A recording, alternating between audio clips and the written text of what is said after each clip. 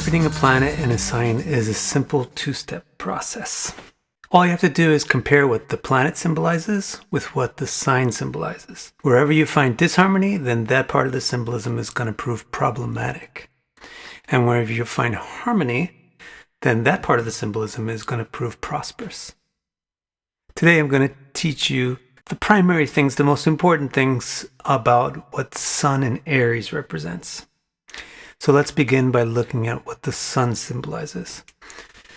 As you can see here, the sun is the soul, so it symbolizes things like consciousness, self, centrality, stability.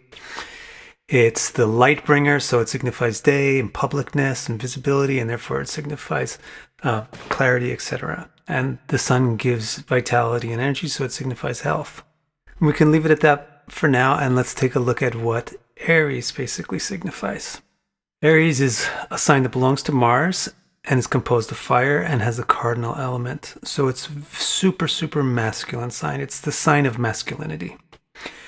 So this means that it signifies strength and bravery and inceptivity and adventure. And it also has as its core quality independence, which means like individuality and freedom.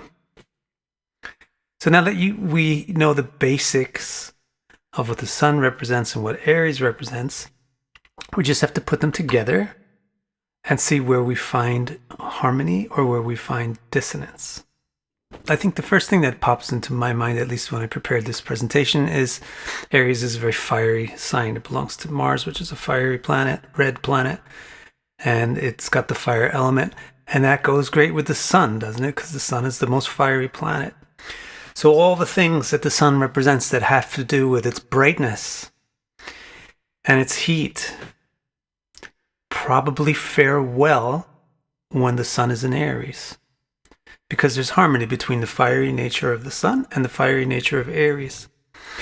So anything there on the blue side of the things that the sun represents, publicness, having clarity, being visible, having visibility, being decisive and confident, being able to be a leader, and therefore being an authority type or being a career success is very favored by having the sun in Aries.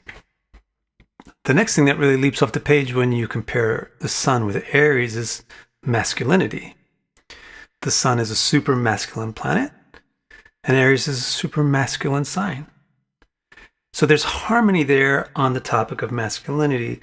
So the masculinity or the masculine nature of the individual should prosper. That should mean bravery, strength, a sense of getting things started, not needing other people to start things for us or do things for us, having confidence, being able to be a leader, being able to be an authority. And one other thing that comes up as well when you compare Aries and Sun, the sun is to do with self, the identity, the core being. And Aries has to do with self too, because it's ruled by Mars, who's very individualistic, self-styled, self-ruling, self-governing. So when you find sun in Aries, you get harmony on the concept of individuality and selfiness. So it's going to be prosperous selfiness, which means good self-concept, strong self-concept, healthy ego, self-confidence. So those are just the three major factors that you should interpret for the sun in Aries. Now you might think, you didn't mention any dissonance.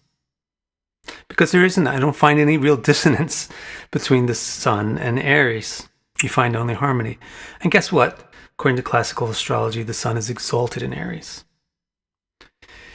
Now, technically speaking, in an exaltation sign, we should find some small dissonance, because it's that small dissonance in the mixture with the huge harmony that makes the thing exalt or rise above its ordinary level of goodness. So here, there is one slight incompatibility between the sun and Aries. It's that the sun is very fixed. You see on the bottom of the green symbolisms, the sun is very stable. It's central and it's stable. So the sun's nature is very fixed. But Aries is very cardinal. And so this is actually a dissonance. If you follow the regular rules of interpreting dissonance, you should have some kind of challenge or problem with being stable or with being inceptive. However, you always have to put everything in context. We have 3 things on the table here that are saying that this person is brave and inceptive and self-starting. That's why, in the face of all of this positivity, that little dissonance actually increases the goodness of the sun in Aries and causes it to be exalted. In closing, please remember that nothing conclusive can be said about a chart by just examining one feature of it, even if you do a really great job of examining that feature. But as you learn how to effectively interpret each individual feature in your chart, you move closer and closer to being able to get a clear, conclusive picture of what it truly says.